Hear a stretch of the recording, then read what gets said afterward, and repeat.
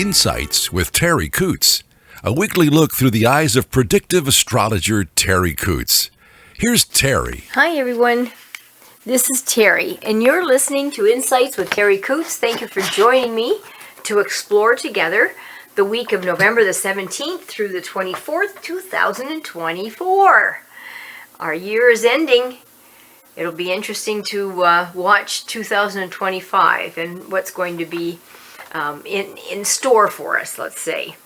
Now, we still have that Scorpio energy in the sun sign, and we've lost the Scorpio energy in any of the other supporting zodiac signs. That's not a bad thing.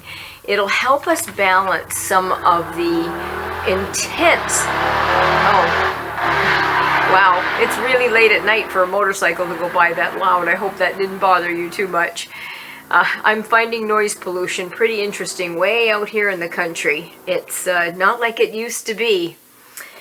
I guess we just have to get used to it. So there's no other, as I said, Scorpio energy that is supporting it.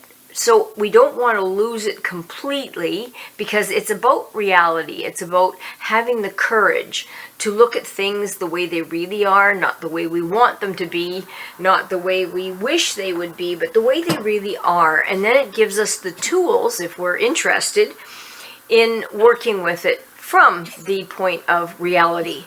So a very upfront, conscious way of looking at events and situations are going to be offered to us in the next little bit. Now, the upside for me is that Mercury, the planet of our thinking and processing, is in Sagittarius, and that can give us a very optimistic, if we're interested, look at things. The challenge is that Scorpio energy that makes us really look at things, I'm not saying from a dark way, but from realistic, and no matter how dark it is, it shows us the truth of the situation. And then Sagittarius will help us find our way through not giving up, never say die, optimism, that type of a frequency. Venus, the planet of love, beauty, and attraction, is in Capricorn. That's going to offer us an opportunity to say, how can we fix things in our lives? Say if something's broken, or if we need a project to be done, or we need to have an approach to a situation or a relationship.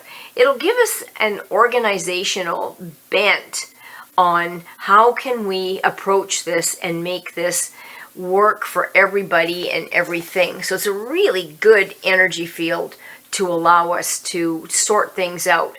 So if you have a cupboard or a drawer and you want that sorted out, this is a great time for that, to do that. Our Mars, which is our passion, it's the drive, it's what propels us forward. That's in Leo. That's leadership. So I'm hoping that that will give us an opportunity as Canadians to look at what's going on in our lives, our little family lives, our little family group, our city, our community, our province, our country, and then globally. What can we do to be proactive, to look ahead as far as we can? Think of the cat. They sit there and they think and they contemplate. And by the time they are in motion, they pretty well have it all figured out. If you've ever seen a cat strike a mouse, wow. Or catch a bird out of midair. Wow. So it's an energy field that is proactive in that they've already got it figured out before it happens. So the cat sitting there on the bank thinking about, gee, I'd like to catch a bird, and then starts to put a plan in place, and will sit there with the patience of a cat to wait until the perfect timing is available to them to work it out in their best interest. That's not that they always catch them, but they're pretty accurate. So it's good leadership energy. It's able, if we want to use it, to look ahead, to see ahead, and to be prepared for things that are coming in small measures, like our family or our job or situations, which feel big to us, and then we expand it to globally. And then, as I said, with Mercury being in Sagittarius, that is going to go retrograde on the 26th. So it's not this week, but it'll be in a couple more days. Retrograde energy can, for some sensitive people, start to manifest about a week ahead of time. That's where Murphy's Law is in full effect, where we spill things, we knock things over, we're in a hurry and we run out to the car and we don't have 5 seconds to rub together and there's a flat tire. All of the Murphy's Law stuff. So if something's important to you, if you need to get to an appointment, this is the time, again, to look ahead and see what's the worst thing that could happen. How could I be prepared for it? Could I possibly leave 15 minutes early? What can I do to make it less stressful and prepare us for anything that could possibly happen? If you're going someplace where you don't know where you're going, don't rely on your Google Map car, because it won't load, or it might not load. So then I would maybe go to Google Maps and put on a piece of paper and at least have a start, right? So you just try to look ahead if you can. The beginning of the week, our sensitive body parts will be the female body parts. We all know what those are. And our stomach. So if you have a sensitive stomach, be careful not to put pressure on it because it's going to revolt. And we know what a revolting stomach looks like. So don't put pressure on that part. Then towards the end of the week, we'll be looking at it moving to the head. So if you have sinus or anything like that, it could just start to not be a migraine, but just maybe a little bit of a thumper. Our heart, if that's vulnerable for you, your aorta, the blood pressure, blood circulation, that is going to be sensitive too. So if you have high blood pressure, if your blood circulation is bad in your legs or your extremities, this is the energy field that you want to take care of those body parts and don't stress those organs, mostly from the middle of the week to the end of the week.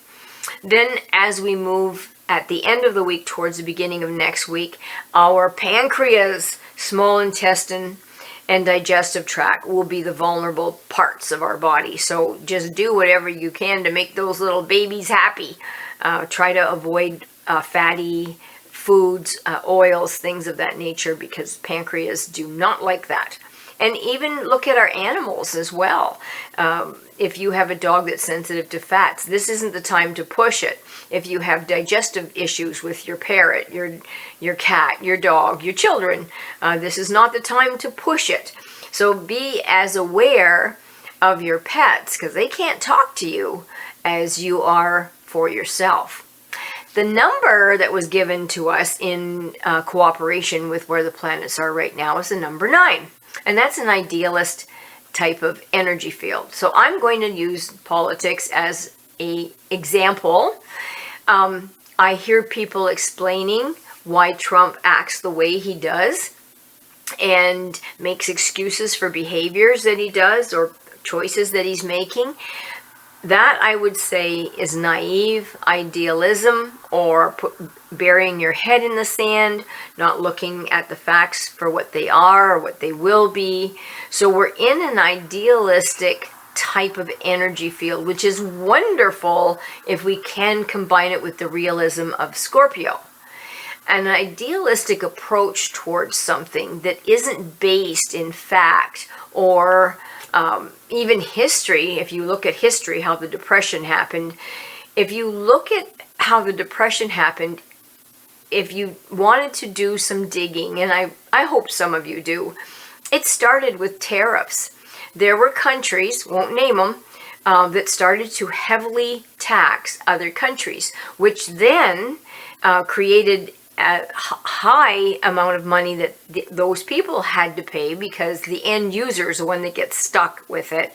And then there was a less demand because there were more expensive products, and then that less demand put pressure on manufacturing, and that started to wane, and then people didn't have money, and then it became a circle, a spiral that they couldn't stop. And that's how the Depression started.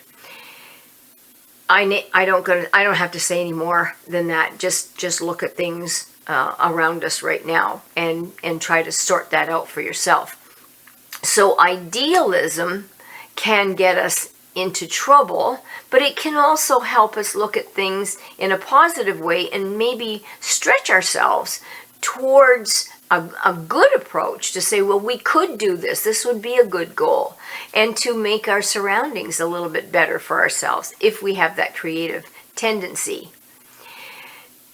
In the next little bit, the way the cards are thrown at us right now, it's possible, just my interpretation of the way the cards are for us this week and maybe beyond, is that we are we are embarking on a journey that will help us gain experience. And this experience sometimes isn't always pleasant. It can be pleasant, but it can also be unpleasant. But it certainly does shape us. And it shapes us in a way that hopefully will be for the better through fire, challenge by fire. There will be an expression with this number 9 of high-level mental energy. So you may find yourself in a more difficult position to maybe fall asleep because your mind won't stop.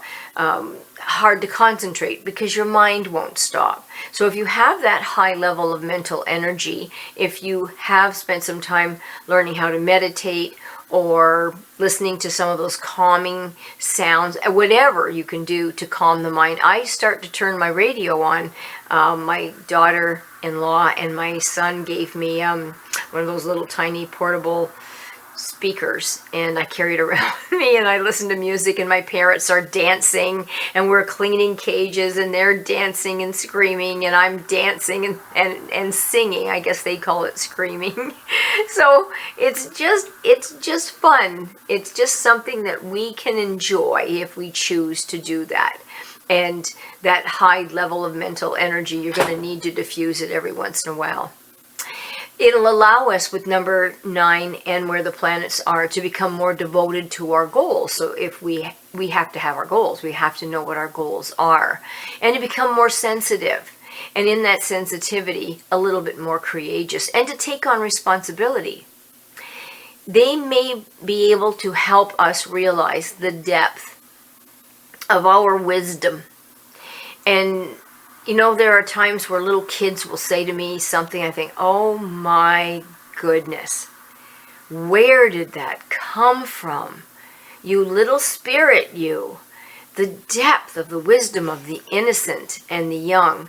And so, you know, who knows how we get talked to by the universe? It can come from that type of thing, a little child saying something. And if we're awake and we're truly in the moment and we're conscious, then we may be learning something amazing, absolutely amazing, which would be wonderful. There's an opportunity here to be spiritual, and let us, in that spirituality, sort out our need for high material things. So there's going to be a defining moment here where we can maybe look at material things for what they are. They're transient. They can be taken away with one storm. We can't take it with us. We came in naked. We're going out naked. We're not even going out with our own body. So we're not taking anything with us. And so what value does it have? So it'll help us to define that for ourselves, to look at that kind of an energy field and maybe decide, maybe I could let this go. Love the truth. There, number 9, in the position that it is, wants us to love the truth. Not a truth that isn't real, not a false truth, but to want to hear the real truth, the truth. And with that energy, friendships can become very important. We will find maybe people that have the same type of mindset that we do, will feel the same way that we do. And to give much of ourselves to others, to donate our time, our caring, our mind, our compassion, and give of ourselves to others. And that's what they're trying to get us to look at. So that's basically what we have for this week, kids. The cards are I kind of suggested some of the things previously, but some of them are kind of hard, and I don't want to be a downer this week. But one of the things that I would like to bring to everybody's attention is that big love card, that unconditional love, the Ace of Hearts, which is the unconditional love. That energy field is upside down. So that's losing more than we can take in. So we have to look at it. Is our love cup empty? Are we balancing that at all? Are we taking in more than we're giving? Why is that upside down for us this week? So we can look at that individually. Why is my love cup upside down? It doesn't work that way. All right? And we can help each other when we turn that little cup right side up. So I would like to thank Charlie O'Brien again for putting us on all of these platforms. He has got us on so many, and he has created the website www.terriworld.com. He has archived some of the 4 or 5, I think, of the past episodes, so that if you missed one or you want to catch up on one, this is the time to do it. He's got it up there. And if you need a website for yourself, he is amazing at creating that stuff. He's super at photography. Holy Toledo. And he's got the Big 8. So tune into the Big 8 and listen to Charlie O'Brien and just start bopping around like I do. I've got Charlie's station on my little portable speaker, and I'm just bopping all over the place. I just love old music. It's just, I don't know, I guess it brings back memories of when you're young. So just remember, that's Charlie O'Brien, and that's the Big 8 Radio. And you can go on the website to Big 8, that's the number, radio.com. So thanks, Charlie, for doing all of that for us and putting us on Spotify, Apple iTunes, Amazon Podcasts, SoundCloud, YouTube, all of them. Alrighty, if any of you need me, I'd be happy to do a reading for you or help you with your animals. You can reach me at 519-726-6699. You can text or call that, or you can email me, which is terri.coutts@gmail.com, or you can visit the website www.terriworld.com. Thank you, everybody, for your time. I really appreciate that. Charlie, thank you so much for everything that you do for all of us. Have a wonderful week, everybody. Help somebody out. Talk to you next week. Bye for now. Thanks for listening to Insights with Terri Coots. Visit Terri's website at terriworld.com. TERRI world.com.